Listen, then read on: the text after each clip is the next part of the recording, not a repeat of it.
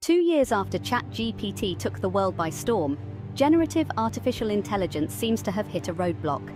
The energy costs of building and using bigger models are spiraling out of control, and breakthroughs are becoming harder to achieve. But don't worry, the race is on to push AI beyond today's limits.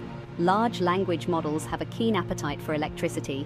The energy used to train OpenAI's GPT-4 model could have powered 50 American homes for a century. And as models get bigger, costs rise rapidly. By one estimate, today's biggest models cost $100 million to train. The next generation could cost $1 billion, and the following one, $10 billion. On top of this, asking a model to answer a query comes at a computational cost. Summarizing the financial reports of the world's 58,000 public companies could range from $2,400 to a staggering $223,000.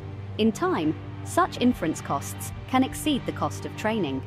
If this continues, it's hard to see how generative AI could ever become economically viable. This is frightening for investors, many of whom have bet big on AI. NVIDIA, which designs the chips most commonly used for AI models, has seen its market capitalization rise by $2.5 trillion over the past 2 years. Venture capitalists and others have plowed nearly $95 billion into AI startups since the start of 2023. OpenAI, the maker of ChatGPT, is reportedly seeking a valuation of $150 billion, which would make it one of the biggest private tech firms in the world. But there's no need to panic.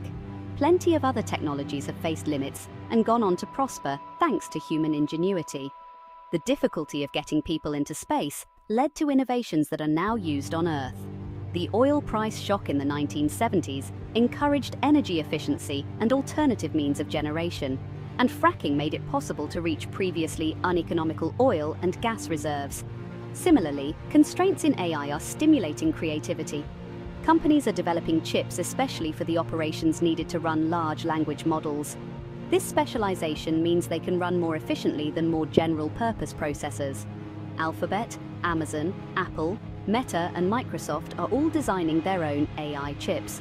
More money has flowed into funding AI chip startups in the first half of this year than in the past 3 combined. Developers are also making changes to AI software.